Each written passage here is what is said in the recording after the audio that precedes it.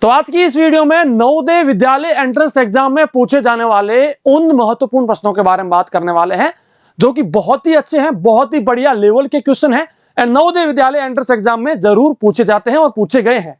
ठीक है, तो भाई वीडियो को लास्ट तक देखना, थोड़ा सा समय निकाल लीजिए, वीडियो को लास्ट तक देख लीजिए। और हाँ, इस वीडियो में जो मैं क्वेश्चन आपको बताने वाला हूं उसमें बहुत सारी शॉर्टकट ट्रिक्स भी है जो आप जरूर याद कीजिएगा एंड इन क्वेश्चंस को एग्जाम में जाने से पहले जरूर पढ़ लीजिएगा। ठीक है भाई, देखिए अगर आप इस YouTube चैनल के ऊपर नए हैं, ठीक है, और आपने अभी तक इसको सब्सक्राइब नहीं किया है तो भाई देखिए सब्सक्राइब जरूर कर दीजिए। नीचे एक लाल कलर का सब्सक्राइब का बटन है और पास में आए बेल आइकन के ऊपर ऑल जरूर प्रेस कर देना।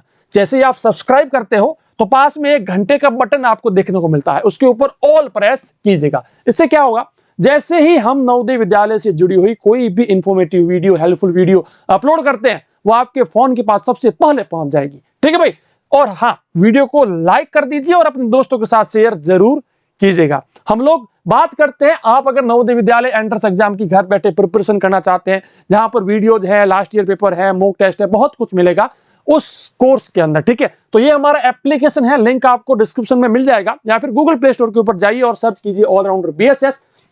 इस ऐप को इंस्टॉल कर दीजिए और घर बैठे अपनी कोचिंग या प्रिपरेशन स्टार्ट कर दीजिए। ठीक है भाई, चलिए बात करते हैं। आपको मैंने अभी तक चैप्टर का नाम बताया नहीं है, ठीक है, सो जैसे जैसे मैं क्वेश्चंस बताऊं तो आप मुझे बताना कि वो क्वेश्चन मैंने कौन से चैप्टर से लिया है। ठीक है भाई, तो अपना नाम लिखकर नीचे कमेंट सेक्शन में बताना कि मैंने ये क्वेश्चंस कौन से चैप्टर से लिए हैं। जिस क्वेश्चन का उत्तर आपको आ रहा है भाई वो भी मुझे बता देना। ठीक है भाई, चलिए बात करते हैं आज के हमारे सबसे पहले प्रश्न के बारे में। मगन सेठ ने प्रत्येक 20 रुपए में 15 खिलौने खरीदे। कहना का मतलब क्या, हर खिलौना उसने 20 रुपए में खरीदा है, कुल मिलाकर उसने 15 खिलौने खरीदे हैं। ठीक है भाई, उसने उन सभी को 345 रुपए में बेच दिया। इस लेन देन में उसे कितना लाभ या हानि हुई? मगन सेठ bought 15 toys for Rs 20 each. He sold them all for Rs 345. How much profit or loss he did make in this transaction? इस पूरी घटनाक्रम में उसको कितना लाभ या कितनी हानि हुई वो अपने को बताना है। देखिए ऐसे क्वेश्चंस में आपको पता है एक सिंपल सा मेथड यूज होता है। 15 खिलौने, हर खिलौने 20 रुपए का, मतलब कि कुल मिलाकर 15 इंटू 20, कुल मिलाकर उसने 300 रुपए में वो खिलौने खरीदी। अब भाई 300 रुपए क्या है भाई, सीपी है, लागत मूल्य बेटा, क्या है, लागत मूल्य। एंड सेलिंग प्राइस जो अपना एसपी है, विक्रय मूल्य, वो कितना है भाई, 345 रुपए। ठीक है भाई, अब कितना लाभ या कितनी हानि हुई? ठीक है भाई, चलिए निकालते हैं। जब एसपी में से सीपी को माइनस किया जाता है, विक्रय मूल्य में से लागत मूल्य को माइनस किया जाता है, तो हमें लाभ मिलेगा कि भाई कितना लाभ हुआ है, मतलब कि अगर वो पॉजिटिव का मिलता है तो। ठीक है भाई, तो सेलिंग प्राइस है 345, 300 घटा दीजिए तो 45 रुपए का क्या हो गया भाई, लाभ हो गया। मुझे यहां पर प्रॉफिट 45 रुपीज का हो गया। अब ये क्वेश्चन जो है, ये क्वेश्चन बड़ा ही आसान लेवल का क्वेश्चन है, ठीक है, बड़ा ही आसान है, लेकिन यहां पर बहुत सारे बच्चों को एक्चुअली क्वेश्चन समझ में नहीं आता है, तो मेनली इसलिए मैंने ये क्वेश्चन लिया है, बहुत बार पूछा भी जा चुका है वैसे ये। अब इस क्वेश्चन की जैसे कि बात करते हैं दूसरे प्रश्न के बारे में। ठीक है, चलिए दूसरे प्रश्न के बारे में बात करते हैं। सबसे पहले पांचवें प्रश्न के बारे में बात करते हैं। चलिए पांचवा प्रश्न सबसे पहले लेते हैं अपन लोग। ठीक है, एक घड़ी को 1140 में बेचने पर एक व्यक्ति को 5% की हानि होती है।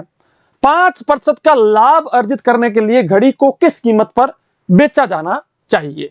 A person incurs a loss of 5% be selling a watch for Rs 1140. ठीक, at what price should the watch be sold to earn 5% of profit?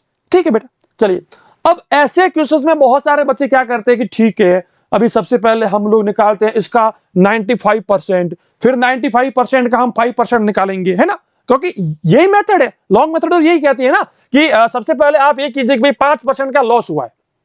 ठीक है, तो अभी ये जो 1140 रुपए है, ये क्या है, ये अपने को इस घड़ी को इतने रुपए में बेचा गया है। ठीक है, तो बहुत सारे बच्चे इसका मतलब बहुत बार बच्चों को कंफ्यूजन होती है, लेकिन अब इसका शॉर्टकट समझिए। शॉर्टकट क्या कहता है, मैंने क्या कहा कि जो कॉस्ट प्राइस होता है, जो लागत मूल्य होती है, उसको हमेशा 100% मान लीजिए गुरुजी। अब देखिए, अगर मैं मानता हूं कि उस घड़ी की कीमत जो है वो 100% है, 100% है, ठीक है, अब उसको 5% की हानि हुई, तो भाई साहब 5% की हानि मतलब कि 95% के ऊपर उस घड़ी को बेचा गया। अब अगर उस घड़ी को 95% के ऊपर बेचा गया है, मतलब कि उसको 1140 रुपए में बेचा गया है। भाई 95% तो मैंने निकाला है, लेकिन क्वेश्चन खुद कह रहा है कि उसको 1140 रुपए में बेचा गया है, मतलब कि 95% बराबर क्या आ गया, 1140 रुपए। चलिए भाई, अगर 95% बराबर 1140 रुपए है, तो 1% बराबर क्या होगा, 1140 बट्टा में 95। लेकिन मुझे क्या निकालना क्या है गुरुजी, ये भी समझ लीजिए। देखिए, मुझे क्या पूछ रहा है कि उस घड़ी के ऊपर 5% का लाभ कैसे मिलेगा, उसको कितने में बेचे। भाई साहब, अगर वो घड़ी 100% की है और मुझे 5% उसके ऊपर फायदा चाहिए, प्रॉफिट चाहिए, लाभ चाहिए, तो भाई मुझे उसे 105% के ऊपर बेचना पड़ेगा। अब भाई 1% बराबर अगर इतना है, तो 105% बराबर क्या होगा भाई, 105% बराबर हो जाएगा 105 गुणा में 1140 बट्टा में 95। ये हो गया अपना शॉर्टकट मेथड, ये हो गई शॉर्टकट मेथड, जो कि आपको समझ में आ गई होगी, याद हो गई होगी। भाई जिस किसी को उत्तर आ रहा है जल्दी से बता दो, फिर मैं इसको सॉल्व करके बताता हूं, ठीक है भाई। अभी इसको 5 से काटते हैं तो करीब 19 बार भाग जाएगा, है ना, 19 पंजे 95, ठीक है। 5 से इसको काटा, 5 5 25, 5 नहीं, 5 का भाग 20 बार हो जाएगा, 20 और 21 बार जाएगा, ठीक है भाई, 21 बार ये गया, ठीक है। 19 का भाग 1140 में कितनी बार जाता है भाई, देखिए 1140 में 19 का भाग दे दीजिए, 19 से कम 19, 19 दो 38, 19 30 57, 19 पंजे 19 का भाग कितनी बार जाएगा 105 में, 19 का 19 5 बार जाएगा, 19 पंजे, है ना, क्योंकि 5 नहीं 5 बार नहीं जाएगा, 5 19 95 में वो तो होता है, ठीक है भाई। 19 से कम 19, 19 दो 38, 19 57, 19 चौका 19 पंजे 95 होता है, 19 पंजे 95, 19 संग कितना होता है भाई, 19 संग 15 यानी कि 4 नहीं ज्यादा जाएगा, 19 पंजे 95 कर दीजिए आप, ठीक है, माइनस कर दीजिए। 14 में से 5 गया, पीछे बचा 9, 10 में से 9 गया, पीछे बचा 1। अच्छा, भाग पूरा पूरा जा रहा है भाई, 6 बार भाग जा ही रहा है, ठीक है भाई, तो 6 बार पूरा पूरा भाग गया, 114 मुझे मिल गया, ठीक है भाई। 114 मुझे अगर मिल जाता है, यहाँ पर 0 आ गया, 0 यहाँ पर भी आ गया, 60 बार भाग पूरा पूरा जा चुका है, ठीक है भाई। तो यहाँ पर भाग दिया, जब मैंने 19 का भाग इसमें दिया, 60 आ गया, 60 को 21 से मल्टीप्लाई कर दो भाई, 60 को 21 से मल्टीप्लाई कर दो, तो 6 कम 6 6 दूनी 12, मतलब कि 1260 रुपए में अगर उसको बेचा जाता है, तो 5% का अपने को प्रॉफिट हो जाएगा भाई। कैलकुलेशन तो आपकी खुद की है, मैं आपको है ना कैलकुलेशन नहीं यहाँ पर समझा नहीं सकता, ठीक है, कैलकुलेशन आपकी खुद की है, मैं बस आपको मेथड बता सकता हूं, जो कि मैंने आपको बता दी कि भाई 5% का लॉस हुआ है मतलब कि 95%, और 5% का फायदा चाहिए मतलब कि 105%, और फिर उसका कैलकुलेशन निकाल लो, सिंपल सा मेथड। चलिए भाई, बात करते हैं आज के हमारे चौथे प्रश्न के बारे में। क्या कहता है चौथा प्रश्न, एक कार, देखिए एक कार बी को 10% हानि के ऊपर बेचता है। ए नाम का एक व्यक्ति है, बी नाम का एक व्यक्ति है, और मान लीजिए सी नाम का भी एक व्यक्ति है। ए के पास एक है कार, ए इस कार को बी को बेचता है 10% हानि के ऊपर, 10% लॉस के ऊपर। बी इस कार को सी को बेचता है 20% प्रॉफिट के ऊपर, लाभ के ऊपर। लेकिन एक चीज और दी गई है कि बी इसको जो है 54,000 रुपए में बेचता है, 54,000 रुपीज में बेचता है। तो अब ये पूछ रहा है कि ए ने इस कार को कितने रुपए में खरीदा था, इसका कॉस्ट प्राइस क्या था, वो अपने को बताना है। भाई बड़ा ही सिंपल क्वेश्चन है, बस एक मेथड आपको याद रखनी है। क्या कहती है मेथड, इस क्वेश्चन की मेथड एक सिंपल मेथड है। क्या कहती है कि मान लीजिए ए ने उस कार को 100% रुपीज में खरीदा था, और ए ने उस कार को 100% रुपीज में खरीदा था, ठीक है भाई। अब अगर ए ने 100% में खरीदा था, ए को 10% का लॉस हुआ है, मतलब कि बी को इसने 90% के ऊपर बेचा है, ठीक है। बी ने सी को बेचा तो 20% का उसको लाभ हुआ है, लेकिन ये जो प्रॉफिट है, ये जो लाभ है, ये 90% के ऊपर है, ना कि 100% के ऊपर, ठीक है। मतलब कि ये जो वैल्यू थी, इसके ऊपर उसको प्रॉफिट नहीं हुआ है। इसने खुद ने कितने में खरीदा था, इसने 90% में खरीदा था, उसके ऊपर इसको 20% का प्रॉफिट हुआ है। अब मान लीजिए उसने 90% में खरीदा था, उसके ऊपर उसे 20% का प्रॉफिट हुआ है, ठीक है, तो 20% उसका निकाल दो, 1/5 आएगा, ठीक है, मतलब कि 18%, ठीक है। तो कुल मिलाकर इस कीमत के ऊपर उसे 18% का प्रॉफिट हुआ है भाई, 18% ये हो गया।